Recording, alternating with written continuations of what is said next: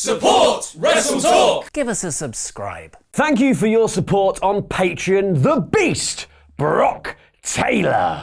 Hello and welcome to the WrestleTalk Trustworthy News. I'm El Fakador Laurie Blake. Coming up, a major NXT star may be injured, Cody Rhodes shoots on WWE's TV deal, and an update on Hangman Page appearing at Double or Nothing. Plus, we've got an exclusive interview with the man himself that we shot after his surprise match with Pac at the WrestleGate show in Nottingham last Saturday. But before we get to all of that, have yourself a super click party. Super click! By elbowing subscribe, drop kicking like, and Meltzer driving the bell icon until it's seeing 7 stars to enable notifications, and leave us a comment down below to answer the question of the day. How do you think Hangman Page will be used at Double or Nothing? Right, now all of that is out of the way, on with the news. And while fans in Vegas are packing out Caesar's Palace to meet the Young Bucks, Jericho, Kenny Omega, and loads more at StarCast, they may be missing out on the ultimate meet and greet. Your favourite unconscious acting puppy,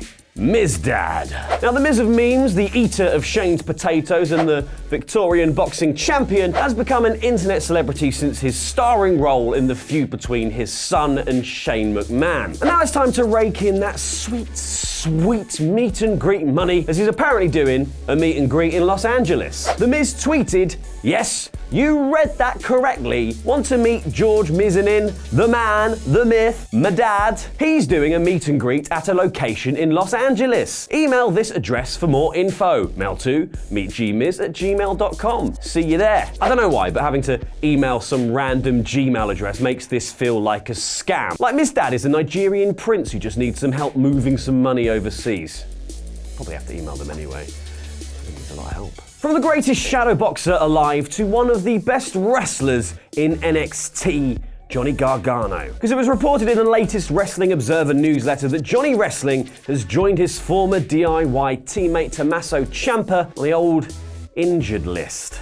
Sad times. Now, the current NXT champion has reportedly been out of action recently with a knee injury. The deets surrounding the injury, though, are unknown at the moment, but it's said it may have happened in March, as Gargano's last house show date was March 8th, and in recent tapings, it appears like Johnny was not really working the majority of the tag matches he's actually been involved in. Fear not, though, fans of Johnny Takeover, because it's expected that he will be cleared and ready for his bout with Adam Cole at Takeover 25, which is a run back of the match from Takeover New York, which wasn't as good as Walter versus Pete Dunne, no matter what Meltzer says. But it's what happens after Takeover 25 that will actually be interesting, as you'd expect that Johnny may need some time off to properly rehab that knee, meaning we could be seeing the title change hands at this landmark show for the black and yellow brand, which hopefully makes the predictions a little bit easier, because I'm quite behind right now. Someone else seemingly taking some time off from WWE is Lio Rush, who has conspicuously been absent from Raw after backstage reports surfaced that he was reportedly turning every day into Bring Your Wife to Work Day. Rumour has it that Rush will be heading back to NXT soon, but this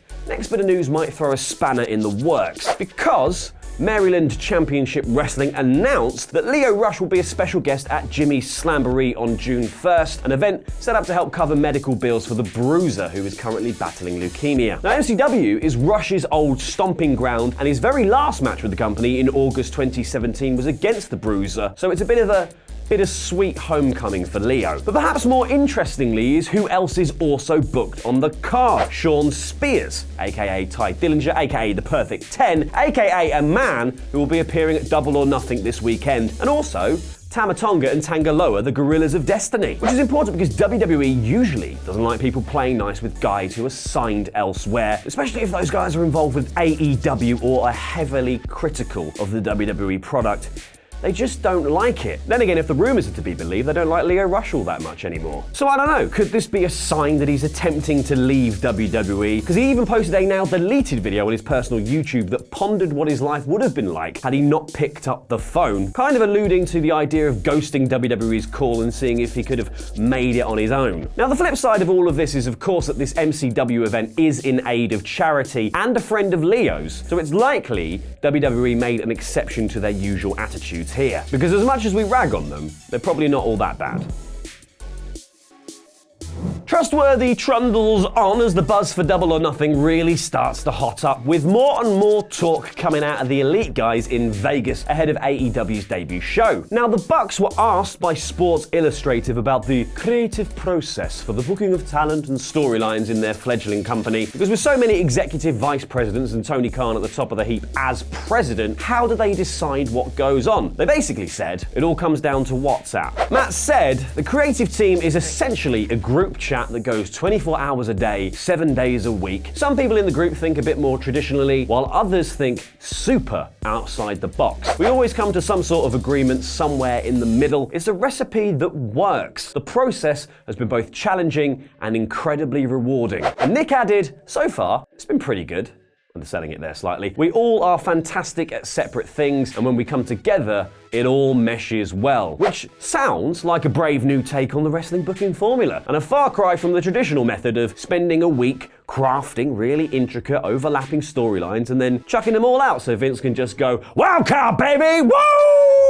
at the last minute. Now, the Elite lads have also been revealing even more behind-the-scenes goss on the production of AEW, including finally firming up where us poor souls in the UK can watch the shows. Because we already knew that you can watch Double or Nothing on ITV Box Office if you're in the UK. Because you just got to go to www.itvboxoffice.com for more details and follow at ITV Wrestling on Twitter for all the updates. You just got to make sure you tell them that your old pal Fakey and the WrestleTalk lads sent you. But during last night's An Evening with Cody and the Young Bucks stage show at Starrcast 2, Cody Rhodes casually announced that All Elite Wrestling will air on ITV in the UK beginning this autumn. Surprise, surprise. Now, the weekly show will likely air on ITV4, which is where the buy-in pre-show for Double or Nothing on Saturday is airing too. Which, if you ask me, is kind of the perfect, more mature wrestling fan balance for ITV's own in-house WOS brand. Now, during the announcement, Cody also took the opportunity to take a quick little dig at WWE's new TV deal with this announcement, saying, "WWE's TV deal in the UK sucks compared to ours." And frankly, the numbers seem to suggest the suckiness too, as ITV4 is available in nearly 27 million homes here, while BT Sport, which will be the new home of WWE in the UK, is only in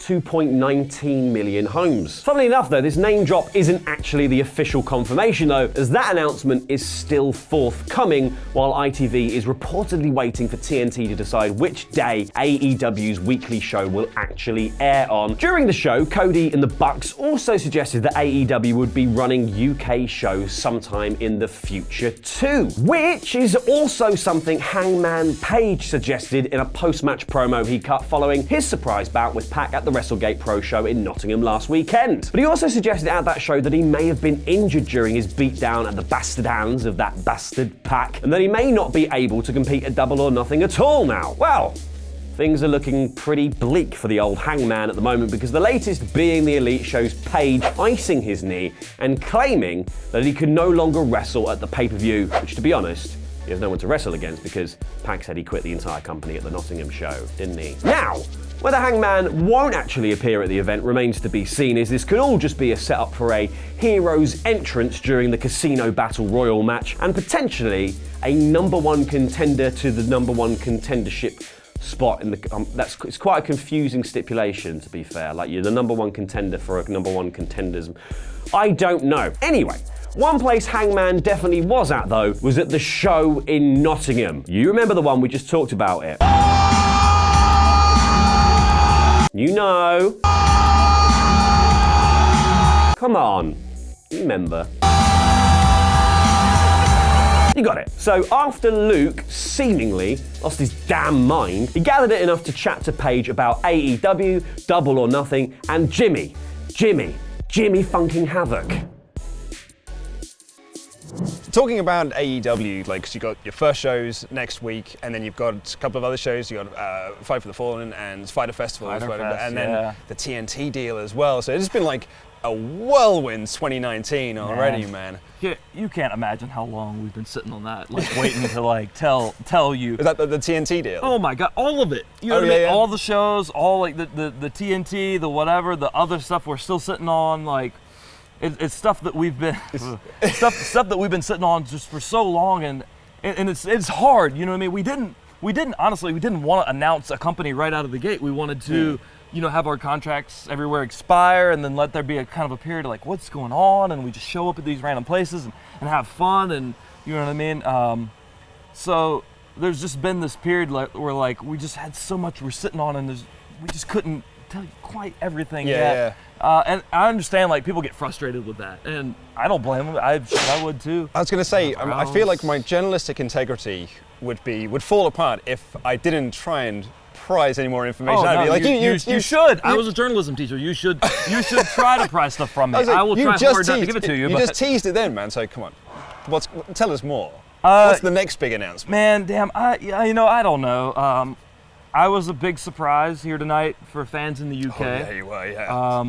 I think we have a very, very strong fan base here in the UK, and I fully expect that we will exponentially grow that fan base here in the UK, and I fully expect that the UK will see us a lot more. Tony Khan was teasing as much. He did an interview recently where he was talking about UK-friendly pay-per-views that would air at a nice time for us, so we didn't have to stay up until midnight to watch you guys. So I mean, it's incredible stuff that's coming on. We're super excited here at WrestleTalk for what's coming next. But I suppose my last question I'd have for you, and it's a question that I imagine you probably heard a lot. Yeah. John Moxley, AEW. I don't know anything, you know what I mean? So well, I mean, I'm going to assume. Hey, look, everybody else is an executive vice president for me. Like I don't know stuff anymore. How come you didn't get to be an executive vice president? You know what? That's a good question. No, honestly though, I'm 27. Matt and Nick and Cody and Kenny and whatever, like, they are not by any means in the twilight of their career, but they have to some extent climbed the mountain. For me, like, the mountain is just right in front of me. I've got a lot more I want to achieve in my wrestling career, and not that they're not focusing on their wrestling careers. I know they are, but I want that to be my sole focus. And even like with kind of presented with toying ideas and things like that, like right now in my career, I'm 27. This is all I want to do. I just want to wrestle. Cool, man. Gonna do some more cowboy shit, basically. More cowboy shit. Now, my last question I do have. We are big fans of Jimmy Havoc, and Jimmy Havoc is going to be coming over with you guys.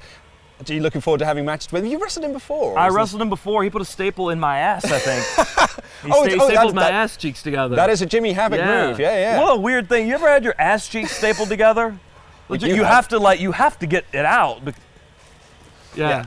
Cool. So I mean, as much as I hated that, he's cool. So I'm glad he's different. And I think that's one of the things All Elite Wrestling will be looking for more than anything is things that are different. And I guess one thing that I felt very strongly about with All In was that the presentation, what it was everything was different. Every match was different.